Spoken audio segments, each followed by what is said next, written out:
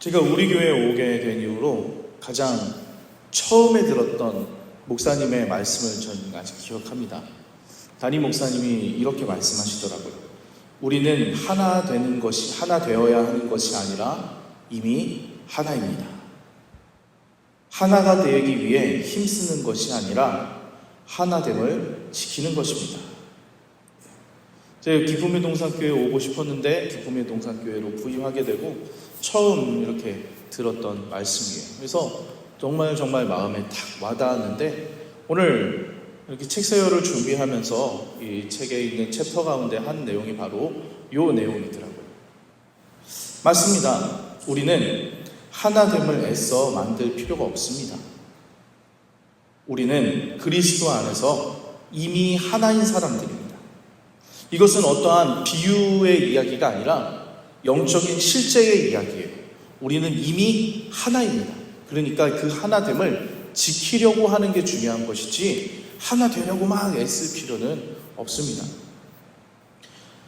그런데 가끔 우리 안에서 우리의 하나됨이 보여지지 않을 때가 있습니다. 대부분의 이유는 죄 때문에 그러한데요.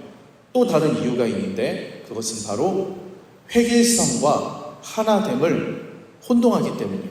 다시요. 하나됨을 힘써 지켜야 하는데 하나됨과 획일성을 혼동하기 때문에 이런 일이 벌어지기도 합니다. 획일성과 하나 되는 것은 전혀 다른 이야기입니다. 성경에서 말하고 있는 하나 된다는 것을 가장 잘 설명해 주는 것은 무엇이냐면은 가족의 모습이 그러합니다. 여러분, 가족과 언제나 사이가 좋으십니까? 저는 그렇지 않습니다. 항상 사이가 좋은 건 아니에요. 가장 오랜 시간 함께하고 가장 오랜 시간 서로를 보아왔음에도 불구하고 가족 사이에서 항상 좋지만은 않은 것 같아요. 때로는 우리가 서로 보지 않는 것이 유익하지 않을까 여겨질 만큼 심하게 다투기도 합니다. 그러나 가족은 떨어질 수가 없습니다. 가족은 선택이 아니라 혈육으로 묶여 있어서 그 무엇도 이것을 바꿀 수가 없습니다. 그렇기 때문에 가족은 서로가 서로에게 어울리는 방법을 배워야만 합니다. 마찬가지로 우리가 서로가 그리스도인이라면은 그리스도 안에서 우리는 가족과 같은 존재입니다. 서로 좋아하지 않고 사이가 나쁠 수도 있습니다. 중요한 문제에 대해서 의견을 달리할 수도 있습니다. 그리고 이것 때문에 갈등을 겪을 수도 있습니다. 신앙생활의 방법, 색깔, 중요하게 생각하는 것들이 각자가 다를 수도 있습니다. 자신의 선택, 그런데 이것은 자신의 선택으로 인해서 가족으로 묶인 게 아니에요. 누구의 선택으로 묶였습니까? 하나님의 택하심과 하나님의 섭리를 통해서 우리는 이렇게 기쁨의 동산교회에 모여서 이 시간 함께 새벽에 나와 말씀을 듣고 있지 않습니까? 하나님이 정하신 거예요. 우리의 선택이 아니라 하나님의 택하심과 하나님의 섭리를 통해 묶여 있으며 그 무엇도 이것을 바꿀 수는 없습니다. 우리는 우리가 원하지 않는 순간에도 하나입니다. 그렇기 때문에 우리는 서로가 서로에게 어울리는 방법을 배워야만 합니다. 그러나 획일성은 하나됨과 전혀 다른 것입니다. 획일성이라고 하는 건 이런 거예요. 마치 공장에서 설계도에 따라서 어떤 공산품을 찍어낸다고 표현하죠. 똑같이 만들어내는 것을 획일성이라고 이야기하는 겁니다. 만약 모든 사람들이 이런 획일성 안에 있다고 한다면 아주 편할 겁니다. 모든 사람의 생각도, 생활 양식도, 그리고 행동도 동일할 겁니다. 비슷하게 생각하고, 비슷하게 판단하고, 비슷하게 걷고, 비슷하게 이야기합니다. 심지어 저 사람의 고통이 나의 고통으로 직접적으로 전해집니다. 서로에게 적응할 필요가 없습니다. 그래서 별다른 갈등이나 방법 없이도 자연스럽게 화합할 수 있게 되는 것이 바로 이 획일성입니다. 그러나 그러나 이 회개성은 성경에서 이야기하는 하나됨이 아니에요.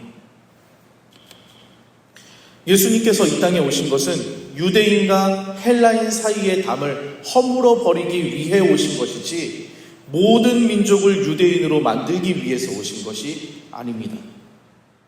다시요. 예수님이 오신 것은 유대인과 헬라인 사이에 가로막고 있는 그 담을 허물어 버리고 이들이 하나가 되게 하기 위해서 오신 것이지 헬라인을 뜯어 고쳐가지고 유대인을 만들기 위해 오신 게 아니라는 거예요. 각자의 차이점을 없애는 구원이 아니라 차이점은 그대로 있고 그 가운데서 구원하신다는 거죠. 그 차이점은 그대로 있되 그 차이점을 뛰어넘어서 하나가 되게 만드시는 것이 하나님의 구원의 결과인 거예요. 애초에 하나님께서는 우리를 각자 다른 모양으로 만드셨어요. 그래서 서로가 서로에게 돕는 배필이 되어서 이 사람이 이 부분이 부족하면은 내가 채워주고 나의 부족한 이 모습은 저 사람이 이렇게 채워주는 모습으로 하나님은 만드셨어요. 이것이 하나님께서 처음 디자인하신 공동체의 모습입니다. 공장에서 찍어내듯이 일률적으로 똑같은 모양으로 만든 것이 아니라는 거예요. 우연한 바리새인의 여러 모습 가운데 하나가 이런 회개성을 추구합니다. 내가 생각하는 것처럼 당신도 생각해야 돼요. 내가 열심을 가지는 것처럼 당신도 열심을 가져야 되고 내가 이렇게 행동하는 것처럼 당신도 그렇게 행동해야 되고 내가 성경을 이렇게 해석하는 것처럼 당신도 똑같이 해석해야 돼 라고 이야기하는 것이 우연한 바리새인들의 모습입니다. 그래야 하나가 될 수 있다고 생각합니다. 대표적인 예가 율법주의죠. 그저께 말씀드렸죠. 성경의 본래 의도와는 상관없는 다른 해석을 가져와서 하나의 규정으로 만들고 그것을 지키고 지키지 않는 것을 통해서 우리다, 남이다 구분하고 지키지 못하는 사람들에게 불필요한 죄책감을 주는 것. 이것이 율법주의였는데 그런 율법주의가 하나의 회개화를 만들어가는 회개성을 만들어가는 도구이기도 한 겁니다.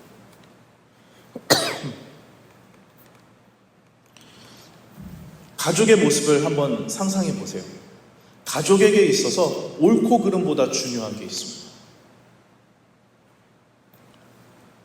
그것은 영적인 가족에게도 마찬가지예요. 마음을 같이 하는 것, 겸손한 것, 오래 참는 것, 서로 사랑하는 것, 영적인 권위에 순종하는 것, 이런 것들이 바로 옳고 그름보다 중요한 것입니다. 어려운 성경 구절 하나를 모두가 똑같이 해석하는 것보다 중요한 것이 하나됨을 힘써 지키는 겁니다. 그래서 예수님께서는 정말 다양한 부류의 사람들을 예수님의 제자로 부르셨어요. 예수님께서는 12제자를 부르실 때에 절대 서로가 어울릴 수 없는 부류의 사람들을 부르셨습니다. 대표적인 예로 열심당원 시몬, 그리고 세리 마태입니다. 열심당원이라고 하는 사람들은 어떤 사람이냐면 쉽게 얘기해서 민족주의자들. 당시에는 이 유대 나라가 로마의 속국으로 압제를 받고 있었잖아요. 그런데 그 압제로부터 벗어나기 위한 혁명단체가 열심당원이었어요. 그래서 때로는 되게 과격한 행동도 했던 게 이 열심당원이에요. 그런데 세리는 어떤 사람입니까? 정반대에 있죠. 로마의 압제에 빌붙어서 동족에게로부터 세금을 걷어들이고 그것을 로마 나라에 바치면서 이득을 취했던 사람이 이 세리예요. 한쪽은 로마를 어떻게든 쳐부수려고 하고 한쪽은 로마로부터 어떻게든 이득을 얻으려고 하는 이 두 부류의 사람이 예수님의 12제자 안에 들어가 있었어요. 적어도 열심당원 출신인 시몬은 세리 출신인 마태를 정말 싫어했을 겁니다. 하지만 예수님께서 그 두 사람을 자신의 제자로 부르셨을 때에 시몬이 저 세리 때문에 나는 예수님 제자 하기 싫어요. 저 안 할게요. 하지 않았다는 거예요. 예수님의 부르심에 그들 자신의 차이를 제쳐두고 예수님께 나아갔다는 겁니다. 이처럼 절대 어울릴 수 없는 부류의 사람들이 한 공동체에 묶여 있어서 함께 먹고 마시고 생활하는 모습을 공동체 밖에 있는 사람들에게는 아주 강렬한 인상으로 남아 있었을 것입니다. 자기가 보기에는 절대 어울릴 수 없는 두 부류의 사람이 같이 있는 거예요. 그런데 심지어 잘 지내요. 이상한 거죠. 예수님 12제자의 이런 모습이 나중에는 초대교회의 모습으로 발전하기도 합니다. 절대로 어울릴 수 없는 부류의 사람들, 헬라인과 유대인, 종과 자유인, 남자와 여자가 한 공동체가 되어서 서로를 향해 형제요, 자매님 하면서 부릅니다. 함께 같은 떡을 떼고 같은 잔을 나누어 마시고 동일하게 하나님을 경배하고 찬양합니다. 이것은 철저한 계층 사회였던 그 당시에게 있어서는 절대로 이해할 수 없는 내용이에요. 우리나라 처음 기독교가 들어왔을 때도 그런 모습이 보여졌잖아요. 집에서는 머슴이고 주인이었는데 교회 갔더니 머슴이 장로님이고, 그럼에도 불구하고 그것에 대해서 전혀 거리낌이 없는 그런 하나됨이었습니다. 하나되게 만드는 복음의 능력은 정말 이상하고 아름답고 인상적이었던 것입니다. 마찬가지입니다. 세상은 현대판 열심당원과 현대판 세리가 도저히 어울릴 수 없는 그런 부류의 사람들이 함께 어울려 있는 그러한 모습들을 보고 그들이 어울리면서 서로를 배려하고 격려하고 사랑하고 하나된 모습에 호기심을 가지고 쳐다봅니다. 이상하게 생각하면서 또한 한편으로는 궁금해합니다.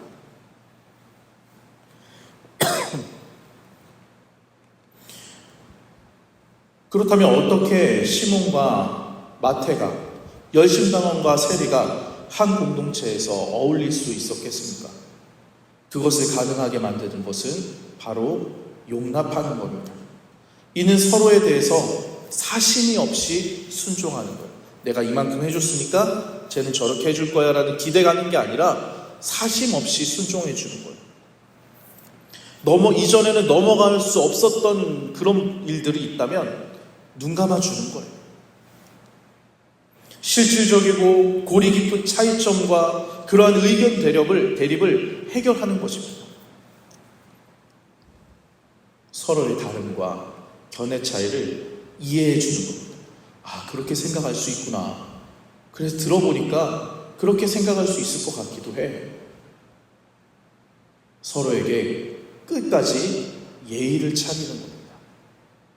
저는 결혼하게 나면은 이게 되게 아내하고 막역한 사이가 될 줄 알았어요. 그러니까 무슨 말이냐면 다 보여주니까 아무렇게나 해도 되는 줄 알았어요. 근데 아니더라고요.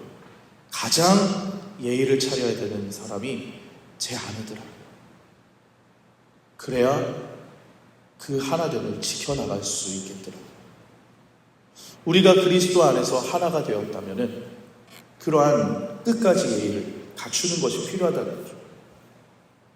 심지어 누가 보아도 그 사람이 틀렸다고 판단된다고 하더라도 예수님께서 우리에게 그렇게 하셨듯이 은혜와 긍휼과 인내로 대하는 것입니다. 그렇다면 우리는 이렇게 다른 서로를 어떻게 용납할 수 있습니까? 그것은 사도 베드로를 통해서 이야기하고 계십니다. 무엇보다 뜨겁게 서로 사랑할지니 사랑은 허다한 죄를 덮느니라. 사랑이 죄를 덮는 거예요.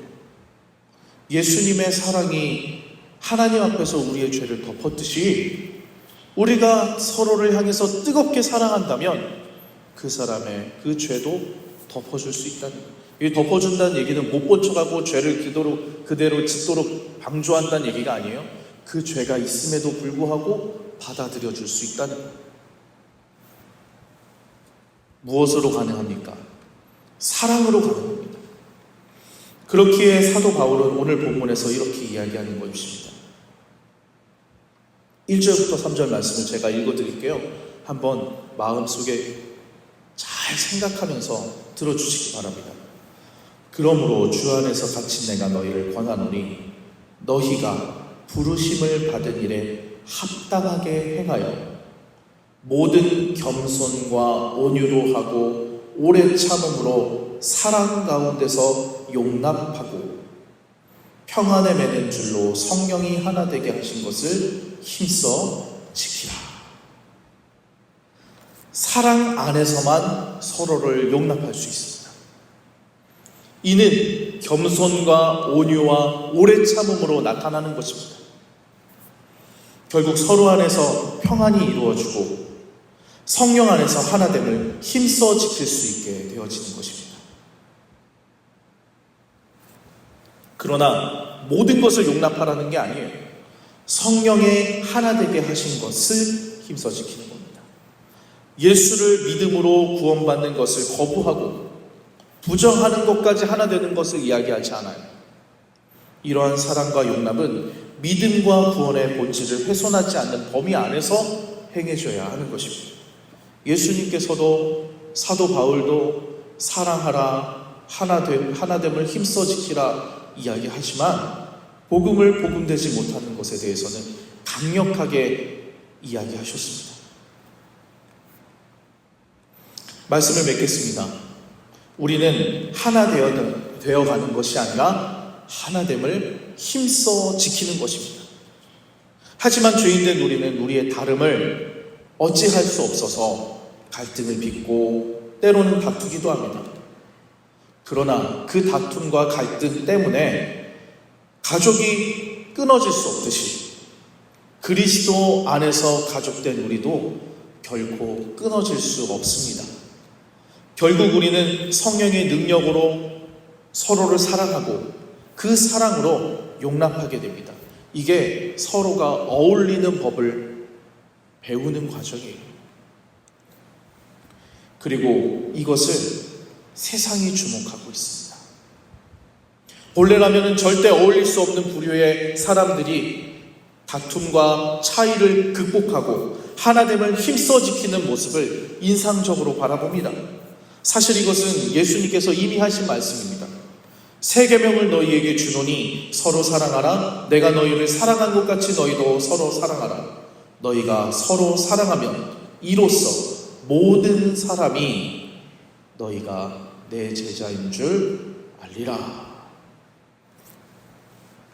우리는 그저 말씀에 따라 하나됨을 힘써 지킬 뿐인데, 가족이니까 가족 되려고 한 것 뿐인데 세상이 이것에 주목하고 있다는 것, 이를 통해 복음이 전파됐다고 말씀하고 계십니다.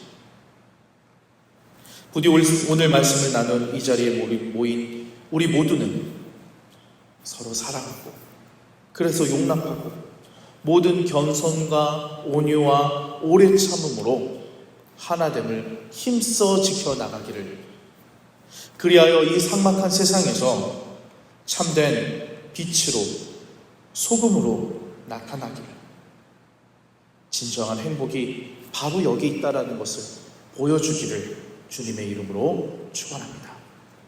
우리 이 시간 말씀을 두고 같이 기도해 주시길 바랍니다.